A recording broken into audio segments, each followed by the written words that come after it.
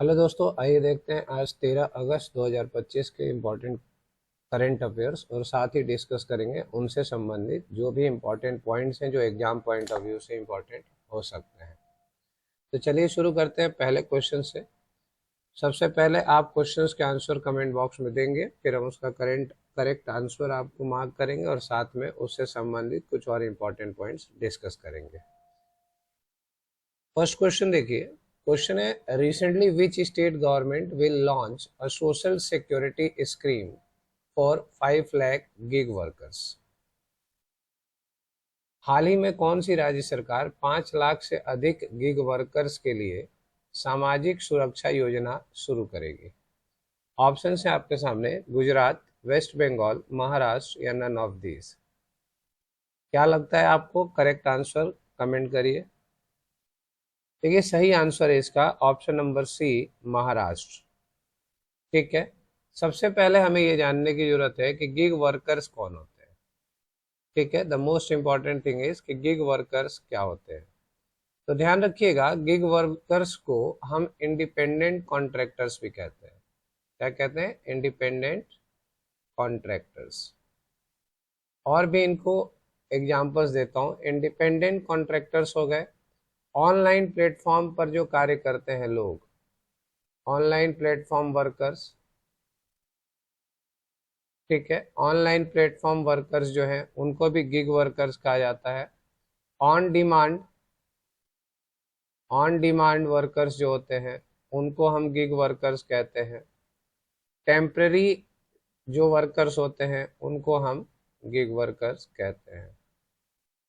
ठीक है, तो गिग वर्कर्स से आपको संबंधित बातें समझ में आ गई होंगी कि जो इंडिपेंडेंट कॉन्ट्रैक्टर्स हैं, ऑनलाइन प्लेटफॉर्म वर्कर्स हैं, ऑन डिमांड वर्कर्स हैं, टेम्पररी वर्कर्स हैं, इनके लिए इनको हम गिग वर्कर्स कहते हैं।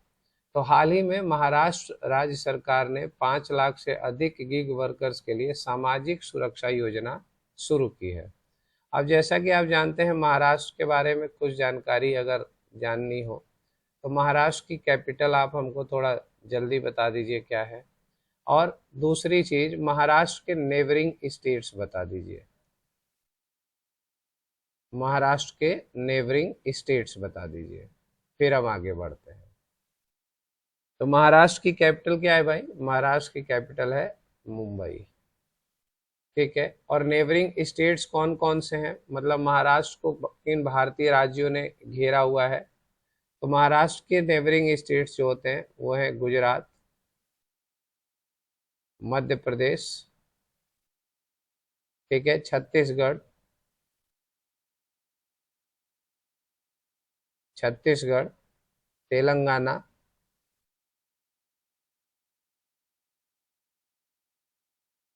तेलंगाना और कर्नाटक, कर्नाटका और Goa.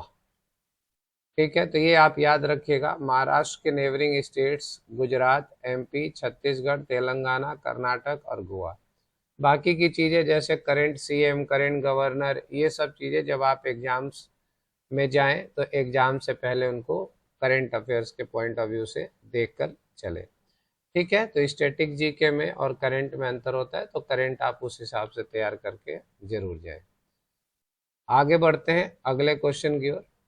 Recently where has BSF started operation alert before independence day. ठीक है, बॉर्डर सिक्योरिटी फोर्स ने ऑपरेशन अलर्ट की शुरुआत की। ठीक है, ये कहां पर किया गया है? तो हाल ही में स्वतंत्रता दिवस से पहले बीएसएफ ने कहां ऑपरेशन अलर्ट शुरू किया है? ऑप्शन है राजस्थान, लद्दाख, जम्मू एंड कश्मीर या नन ऑफ दीज। बताइए फटाफट। सही जवाब है इसका ऑप्शन नंबर ए, राजस्थान। ठीक है, राजस्थान पर राजस्थान राज्य में बीएसएफ स्टार्टेड ऑपरेशन अलर्ट। ठीक है, अब यहाँ पर आप देखेंगे तो बीएसएफ अलर्ट जो है ना, ये इंडिया पाकिस्तान बॉर्डर और बांग्लादेश बॉर्डर पर है। ठीक है, इंडिया ने इसे पाकिस्तान और बांग्लादेश बॉर्डर पर, पाकिस्तान और बांग्लादेश बॉर्डर पर ऑपरेशन अलर्ट चलाया है। ठीक है, ये आपको ध्यान रखना है। इसी में समझते हैं थोड़ा सा बीएसएफ के बारे में। तो बीएसएफ की स्थापना की अगर हम बात करते हैं तो बीएसएफ की स्थापना कब हुई, फॉर्म कब हुआ, तो 1965 में। बीएसएफ की स्थापना कब हुई, 1965 में। बीएसएफ की फुल फॉर्म आपको पता ही है, बॉर्डर सिक्योरिटी फोर्स। ठीक है, बॉर्डर सिक्योरिटी फोर्स। और यहाँ इसका हेडक्वार्टर कहाँ पर है, इसका हेडक्वार्टर है दिल्ली में। ठीक है, न्यू दिल्ली में। कहीं आप दिल्ली से कंफ्यूज ना हो जाए, तो हेडक्वार्टर जो है वो कहाँ है, न्यू दिल्ली में। ठीक है, अब यहाँ पर अक्सर आपको याद रखना चाहिए करंट के हिसाब से कि यहाँ के डायरेक्टर जनरल कौन है। बीएसएफ के करंट डायरेक्टर जनरल कभी पूछे तो ये आप याद रख के जाइएगा, करंट के हिसाब से याद रखिएगा। अभी फिलहाल में दलजीत सिंह है, दलजीत सिंह चौधरी। ठीक है, ये प्रेजेंट में है, लेकिन जब भी आपका एग्जाम हो आप उस समय के डायरेक्टर जनरल का नाम याद करके जाएं। ठीक है, इंपॉर्टेंट होता है। अगला क्वेश्चन देखते हैं। नेक्स्ट क्वेश्चन है, recently how many medals has India won in the Asian under 19 and under 22 boxing championship 2025। तो हाल ही में भारत ने एशियाई अंडर 19 और अंडर 22 मुक्केबाजी चैंपियनशिप 2025 में कुल कितने पदक जीते हैं। ऑप्शन है 22, 25, 27 या 30। जल्दी कमेंट करिए किसी को भी अगर जानकारी है तो। आइए देखते हैं, इसका सही जवाब है ऑप्शन नंबर सी, 27 पदक, 27 पदक जीते हैं इन्होंने। ठीक है, तो सबसे पहले आप ये देखिए कि ये जो बॉक्सिंग चैंपियनशिप की गई ये कहाँ पर हुई थी। ठीक है, मुक्केबाजी चैंपियनशिप कहाँ पर हुई, तो इसको ऑर्गेनाइज किया गया था। लिखिए ऑर्गेनाइज्ड, कहाँ पर ऑर्गेनाइज किया गया था, तो बैंकॉक थाईलैंड में, बैंकॉक थाईलैंड। ठीक है, तो इसको बैंकॉक थाईलैंड में किया गया था। यहाँ पर हम देख लेते हैं अंडर 19 में और अंडर 22 में। ठीक है, कितने कितने मेडल्स हमको मिले हैं। तो यहाँ पर देखिए अंडर 19 में हमें गोल्ड मिला है कितना, 3। ठीक है, हमें 7 सिल्वर मिले हैं, सिल्वर मिले हैं हमें 7। ठीक है, और ब्रॉन्ज मिले हैं हमको 4। ठीक है, ब्रॉन्ज मेडल कितने मिले हैं, 4। और अंडर 22 में क्या मिला है, अंडर 22 में देखते हैं तो गोल्ड की संख्या हमारे पास 1 है। ठीक है, गोल्ड की संख्या 1 है, सिल्वर की संख्या यहाँ पर हमारे पास 4 है और ब्रॉन्ज की संख्या यहाँ पर हमारे पास 8 है। ब्रॉन्ज की संख्या 8 है। ठीक है, और यहाँ पर आप याद रखिएगा कि एकमात्र रितिका, ठीक है ना, गोल्ड जीतने वाली रितिका है। ठीक है, अंडर 22 में गोल्ड जीतने वाली रितिका है। ठीक है, ये आपको ध्यान रखना है, फीमेल है। तो ये जो भी है कि अंडर 19 में कितने मुक्केबाजी में गोल्ड आए हैं, अंडर 22 में कितने गोल्ड आए हैं, सिल्वर कितने हैं, ब्रॉन्ज कितने हैं, इससे भी संबंधित क्वेश्चन बन सकता है। तो ये आप ध्यान रखिएगा। अगले क्वेश्चन की ओर बढ़ते हैं। नेक्स्ट क्वेश्चन है, where was Gai Jatra festival celebrated recently. हाल ही में कहा गाय यात्रा त्योहार मनाया गया। ऑप्शंस है श्रीलंका, भूटान, नेपाल या नन ऑफ दीज। बताइए गाय यात्रा सेलिब्रेटेड वेयर, इनमें से कहां पर मनाया गया है। ऑप्शन है श्रीलंका, भूटान, नेपाल या none of these. Correct answer है इसका नेपाल। ठीक है, नेपाल। नेपाल में कहा, काठमांडू में। ठीक है, इन काठमांडू, गाय यात्रा त्योहार इन काठमांडू, नेपाल। ठीक है, तो नेपाल में गाय यात्रा फेस्टिवल मनाया गया। ठीक है, अब ये किसके द्वारा मनाया गया, अगर पूछ दे तो by Newar people, Newar people, वहां की एक प्रजाति नेवार है, नेवार लोगों के साथ, नेवार लोगों के द्वारा इसको मनाया गया, तो नेवार पीपल। ठीक है, यहाँ पर एक चीज और याद रख सकते हैं आप, गाय यात्रा को, गाय यात्रा ऑल्सो कॉल्ड, अगर मान लीजिए गाय यात्रा की जगह कोई और नाम आ जाए तो ऑल्सो कॉल्ड सपारू। ठीक है, तो गाय यात्रा फेस्टिवल को सपारू भी कहा जाता है, ये आपको ध्यान रखना है। अब नेपाल की capital, capital of Nepal, capital of Nepal क्या है बताइए? काठमांडू है। ठीक है, काठमांडू है। अब नेपाल जो है इंडियन स्टेट से घिरा हुआ है। ठीक है, neighbouring states, neighbouring Indian states, Nepal को किन किन भारतीय राज्यों ने घेरा हुआ है, ये आपको बताना है। चलिए, ऑप्शंस तो नहीं है, आप डायरेक्ट बताइए, कुछ अलग अलग कमेंट करके बताइए। मैं बताता हूं, उत्तराखंड। ठीक है, नेपाल को किन भारतीय राज्यों ने घेरा हुआ है? उत्तराखंड, उत्तर प्रदेश, बिहार, ठीक है, बंगाल, वेस्ट बंगाल और सिक्किम। ठीक है, तो याद रखिएगा 5 राज्यों ने नेपाल को घेरा हुआ है। भारतीय राज्य जो नेपाल की नेबरिंग स्टेट्स हैं वो है उत्तराखंड, यूपी, बिहार, बंगाल और सिक्किम। ठीक है बच्चों, आई बात समझ में? इसी तरीके से ज्यादा कंटेंट बना करके पढ़ने की कोशिश किया करें। एक चीज से 10 चीजें आपको समझ में आनी चाहिए। सेल्फ स्टडी में भी आप इसी पैटर्न को यूज किया करें। अगले क्वेश्चन की ओर बढ़ते हैं। नेक्स्ट क्वेश्चन है, recently who has surpassed Virat Kohli in the list of T20 runs. ठीक है, विराट कोहली से कौन आगे निकल गया है? निम्न में से कौन T20 रन्स में विराट कोहली से आगे चला गया? हाल ही में किसने सबसे ज्यादा T20 रन की लिस्ट में विराट कोहली को पीछे छोड़ दिया है? ठीक है, तो Jos Buttler, David Warner, Rohit Sharma या नन ऑफ दीज? बताइए, क्रिकेट प्रेमी लोग आंसर बताएं इसका जल्दी। सही आंसर है डेविड वार्नर। ठीक है, डेविड वार्नर एक ऑस्ट्रेलियन क्रिकेटर है। ठीक है, तो ऑस्ट्रेलियन खिलाड़ी हैं। इन्होंने क्या किया है? विराट कोहली को पीछे छोड़ दिया है। अभी हुआ क्या कि 51 बॉल्स में, पॉइंट्स लिख सकते हैं आप, 51 बॉल्स में 139 मारा है इन्होंने। 51 बॉल्स में 139 रन्स मारे हैं। किसके against? Against Manchester originals, Manchester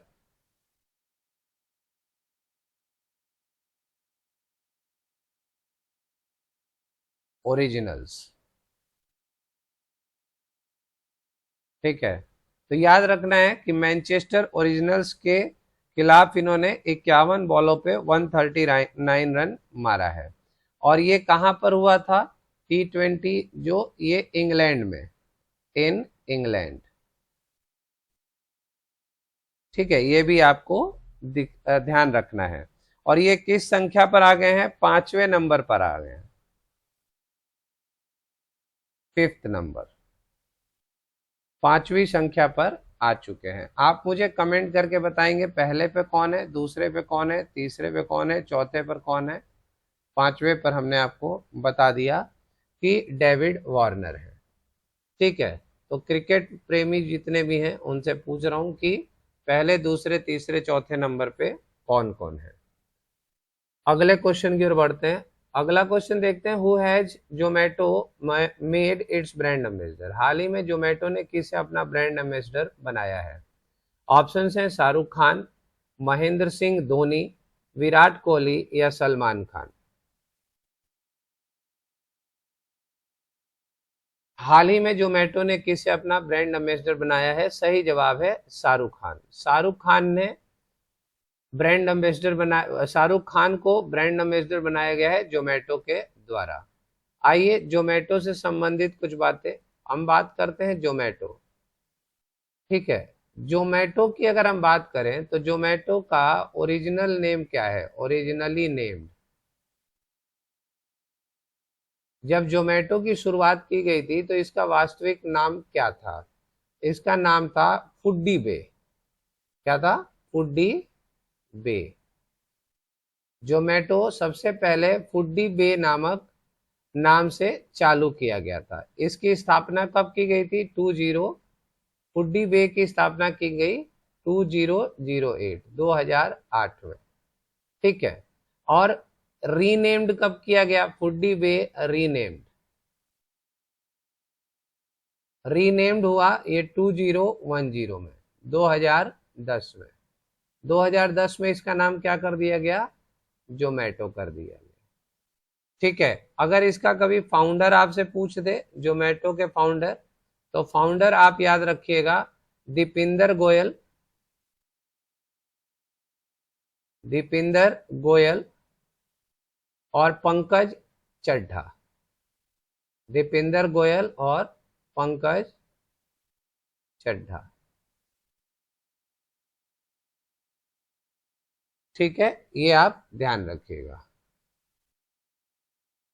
आगे बढ़ते हैं नेक्स्ट क्वेश्चन की ओर। अगला क्वेश्चन है, when was international youth day celebrated?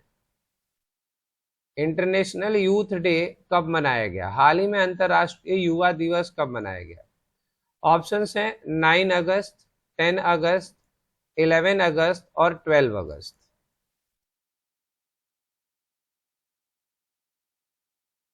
सही जवाब है इसका 12 अगस्त, ठीक है। इंटरनेशनल यूथ डे 12 अगस्त को हर साल मनाया जाता है।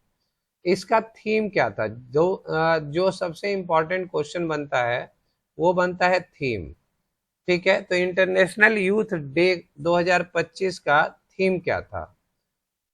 नोट कर लीजिए, local youth actions for the local youth actions for the SDGs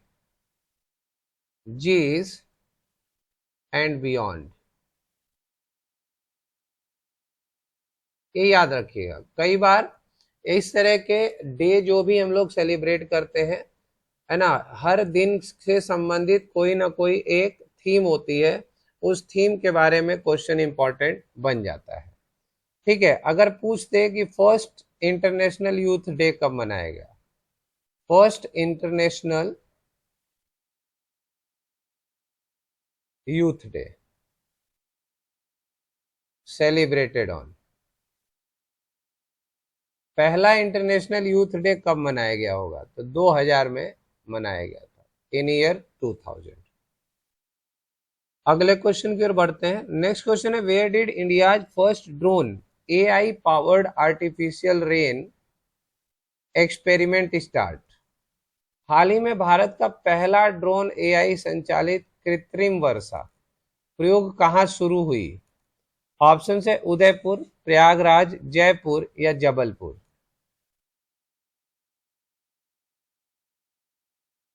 बताइए फटाफट। सही जवाब है इसका ऑप्शन नंबर सी, जयपुर में, ठीक है। अब ये पहला ड्रोन AI संचालित कृत्रिम वर्षा किसके द्वारा लॉन्च की गई? तो लॉन्च्ड बाय किरोड़ी लाल मीना। कौन है ये? किरोड़ी लाल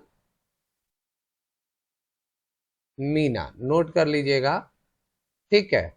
और अगर विभाग पूछ दे तो एग्रीकल्चर डिपार्टमेंट यानी एग्रीकल्चर मिनिस्ट्री के द्वारा। तो किरोड़ीमल मीना कौन हो गए? State agriculture minister.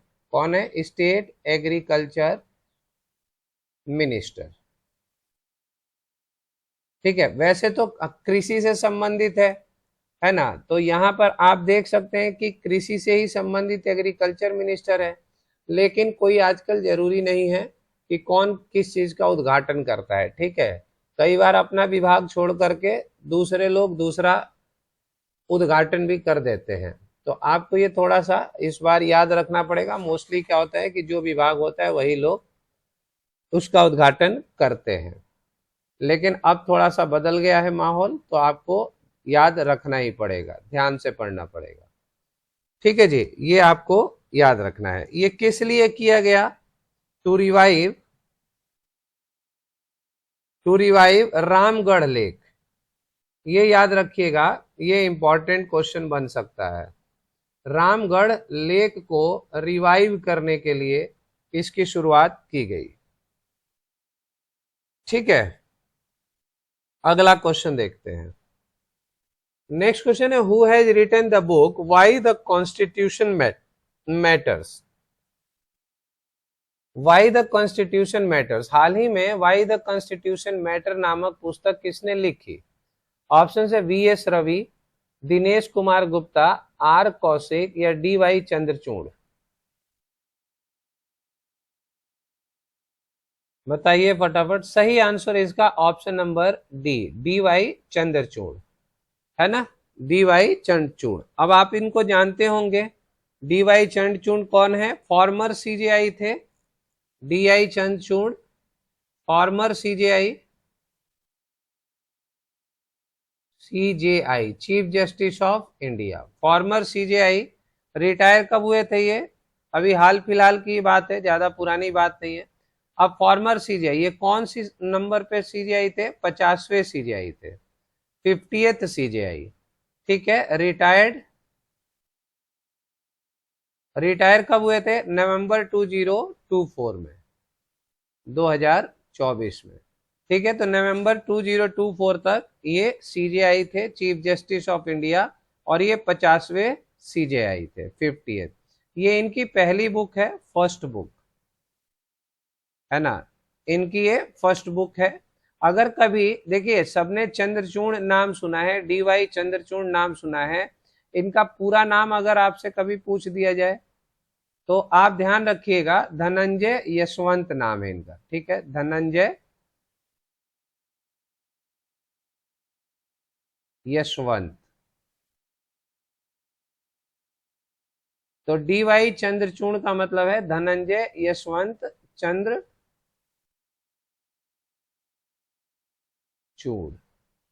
ठीक है, आप लोग बताएंगे कितने बच्चों को ये नाम पता था पूरा। ठीक है, अभी अगर हम बात करें 91 सीजेआई कौन थे?